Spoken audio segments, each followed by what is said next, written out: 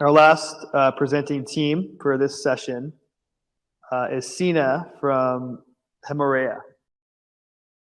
Thank you. I'm a maternal fetal medicine specialist and the co-founder of Hemorai, and I'm excited to talk to you folks about how we went from having coffee and talking about detecting maternal hemorrhage and postpartum hemorrhage and a device for that to where we are right now. When you talk about the healthcare system in the US right now, we're facing a problem with the population getting unhealthier, accumulating more chronic conditions, and as such, leading to more hospitalizations. As the COVID-19 pandemic demonstrated to us, hospitals are rather an inefficient system in the US. They're capacity constrained, set number of beds. They are costly, and right now with the financial challenges that the country is facing, a lot of hospitals, especially in rural communities, are shutting down. A lot of consolidation taking place, and that cost issue just keeps expanding. And as a clinician, when I look at a hospital setting and the data points that are coming to me to manage my patients, the devices are costly within the hospital setting. A lot of times they have motion limitations. Patient's going to be in a bed. It's a static device that's going to give you some results back. They have perfusion limitations. When you talk about a pulse ox or some of the other technologies, if a patient is in shock, the data you're getting back is not necessarily that reliable. And they're not designed with diversity in mind. There are devices out there that when you have a melanin content of a patient that tends to have browner skin, the results are not as reliable as a Caucasian skin.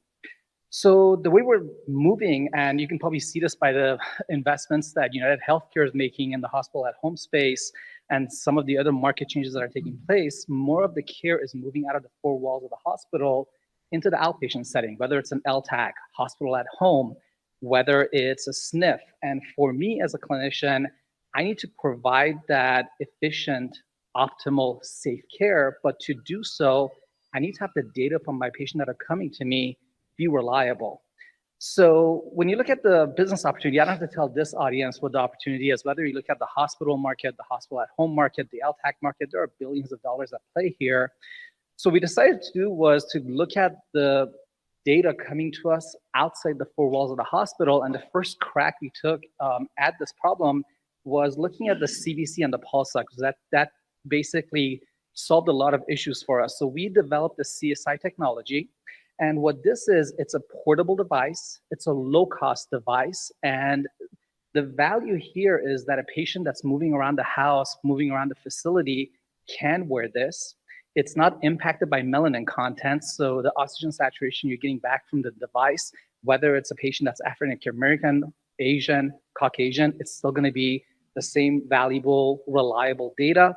And it's not impacted by hypoperfusion when you get into a shock situation.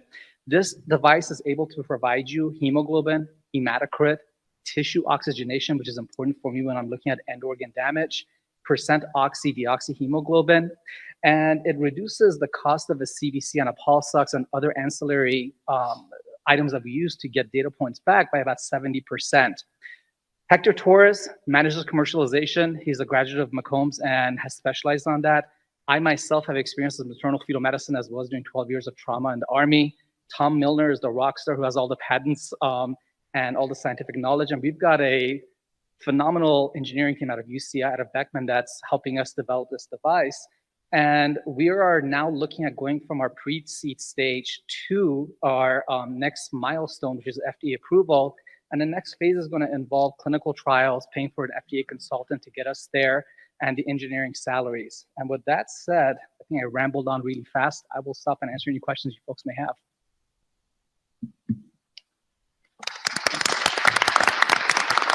By the way, it's refreshing to have a neonatologist sitting there and a UCLA alum, so I feel at home. Sina, this is great stuff. What basic technology is this operating on? Is it optical? Is it near infrared? What is it's optical. Okay. So instead of PPG, which is the traditional modality used in an Apple Watch or the pulse ox, this is using SPG. And that's why it doesn't have the impact from melanin or the motion artifact or the hypoperfusion. As I said, we began this with maternal hemorrhage, postpartum hemorrhage. And I was thinking about maternity deserts. Can we get a low-cost device in the hand of a mom that doesn't require tech literacy? She just puts it on. And God forbid, if she's bleeding, you can see if she's heading towards shock or not. And SPG gives us that flexibility to do that, whereas the pulse ox have limitations. I didn't see any wires on that picture that you There's none. showed. So it's internal power source? It's internal power source is Bluetooth enabled. Right now we use a Raspberry Pi for our clinical trials, but yeah, it's Bluetooth enabled. So are you going to look at platforms that are out there and just sell the hardware, or how are you going to approach the market? Because there's a lot of devices out there. There's also a lot of platforms to ingest the data. So it's an excellent question. So this is going to be a standalone device that does a transmission, but the team, and I can't speak intelligently to this because this is MD, not the engineering folks, but they have worked out the interoperability so that it can communicate with the most common used patient information management platforms. And I love these devices and love multiple different parameters to measure. I think sometimes the challenge is, how does that measure up to the current gold standard or exceed it if it's new technology? So just curious kind of where you are in the validation. Yeah. So what we did was we actually, don't laugh at this, but in order to see, we can't go out there and make somebody lose blood and see how this comes down. We actually use the blood bank. We actually put this on patients that were donating blood because there's a set amount coming out. And we watched the device just basically track that blood donation. The next phase, and we have commitments already from the Ohio State University as well as Baylor College of Medicine, is actually use this on L&D as well as the ICU on folks that do have hemorrhagic shock coming in. Sina, very interesting presentation. So if I understand correctly, the data will be basically used in a remote monitoring type of setting. Is that correct? You nailed it. Have you spoken to hospitals or customers about what the personnel requirements would be to monitor that data, and whether, how much of a concern that is in terms of the resource constraints? Absolutely. So that's an excellent question. So our thought process has been go down the RPM pathway. Have this be an RPM comes to the hospital at home, whether it's an internist or whoever's basically covering that shift gets those data points and acts on it. Interestingly, during the customer discovery phase, and we've gone through the NSF, ICORP's curriculum with this, one thing that did come to us was that a lot of hospitals actually were interested in this technology for intraoperative monitoring. They're like, listen, instead of drawing a sample off the A-line on a patient that's getting a heavily bleeding associated procedure, we would love to have this on to see what their hemodynamic status is, as well as the ER. I got a GI bleed that comes in. I don't want to keep drawing CBCs on them. Maybe put this on and do that. But in terms of the monitoring, it goes back to the fact that almost like fetal monitoring, if you're going to get this data back in a continuous fashion, you do need to have a medically trained professional, whether it's an RN up, monitoring that to hit that critical value and notify somebody.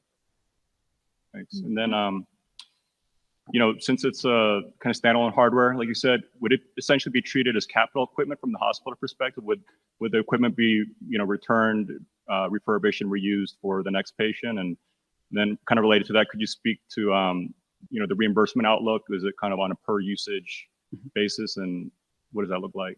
Absolutely. So the way we've designed this, the production for this right now would be about $100. I can't imagine a hospital is going to want to have $100 and reuse it over and over again. I do imagine it's a one-time use for a patient and go to the next one. That's number one. The regulatory pathway we're taking is a 510K. I'm assuming using that, we're probably going to look at the same for reimbursement. You're basically here displacing the CBC and the pulse ox. So you have to find an innovative way to get that reimbursement back. The RPM codes aren't just relegated to blood pressure checks 16 times a month or blood glucose checks. I do think it gives us a little bit of a wiggle room for monitoring the hemoglobin, hematocrit, and everything else that's coming back. So I think that's the track that we take in terms of using those RPM codes. So is there any on-device compute that's going to, look at exceptions, or is it going to stream the continuous? How are you tackling the data? Is great. Sometimes we want all of it. Sometimes we just want some of it. Yeah. So the way we designed it, at least for the trials at the blood center, the blood donation centers, was on the UI UX. We have, of course, the absolute hemoglobin and everything else come back. The waveform, I don't think the average person is going to know what to do with the waveform. We have one paper out of Army that shows they can convert it to a shock index and use that. The third part of it is the cutoffs. Oh God, we got to do something about it. That's been a struggle because I'm maternal fetal. So I look at everything pregnancy. And of course, my normal cutoffs are different than non-pregnant, but we do have to bake that in there. And one idea that the team has was when you're identifying a patient that's downloading this and having it, or in an RPM situation where it's coming to a dashboard, you have to delineate between pregnant or non-pregnant and have that bake in the red flags. Have you talked to any of the larger hospital that walls software companies? I'm just curious because they're looking at a lot of devices. We have not. We've just basically kept it to the small crew at UCI and us just developing this, and a couple of folks at Ohio State and Baylor in terms of we've talked to anesthesia, maternal fetal medicine mostly, but we haven't done any kind of broader discussions than that. Thank you. I love that you've incorporated technology that's inclusive across the racial spectrum. I'm curious, have you generated any data that actually speak to the accuracy of those hemodynamic metrics in darker tone patients? Yes, so what we did was we actually pulled the literature on PPG versus SPG that showed that melanin was a problem. And we did run a very small pilot of 50 patients that were donating blood, and we did notice that there was a measurable difference there. Not published, not peer reviewed yet, but we've noticed it anecdotally already. The motion artifact was an important one for us too. I didn't realize how limited pulse ox was. We trained in pulse ox. I didn't realize if you got a shock patient and you got hypoperfusion and centralization in your periphery, how bad pulse ox becomes, motion artifact and all that. So it's been a learning opportunity for me as a clinician. Thank you very much. Really great presentation. Could you talk me through the competitive landscape and how you position yourself there? It's a very, very crowded space, as you know. And then just like the defensibility of the technology. Yeah, I'll Venmo you later for teeing that up because I prepared for that. So the competitive landscape is going to depend on whether you're using it on inpatient or outpatient. On the inpatient side, really, I think what you're looking at is the traditional CBC pulse ox, maybe Massimo, which has the technology to detect blood loss, volumes, and everything else. On the outpatient, it could be as simple as an Apple Watch. It could be a pulse ox. There's a lot of products on the market that you can do a spot check on your hemoglobin, even though in the lab, when we checked it out, a couple of devices out of India and some other places, they don't hold up. We don't get reliable values. But that's the landscape that we're looking at. We haven't found one that's all encompassing like ours. The one part I didn't talk about because I literally don't know how to answer questions on this, was above my IQ level, is machine learning. The team has embedded machine learning in this, so the more data you give it to it, the better the algorithm becomes. That's as much as I can say about that because I don't know what magic they do. Thank you. This is not a question, but just from my experience with this space is that because you're early stage, is that one thing I've noticed on a lot of RPM specific devices, the winners in the space is usually the one that are solving that have the device that integrate specifically to a set workflow. So you don't want to disrupt the workflow of the physicians as a physician. I'm sure you know that, but also do an end-to-end. And iRhythm, I'm sure you know them, is a very, very good example of somebody who execute in this space and integrate end-to-end solutions that it basically just ease the burden of adoptions of the technology, basically. But I'm excited for you and congratulations. Thank you.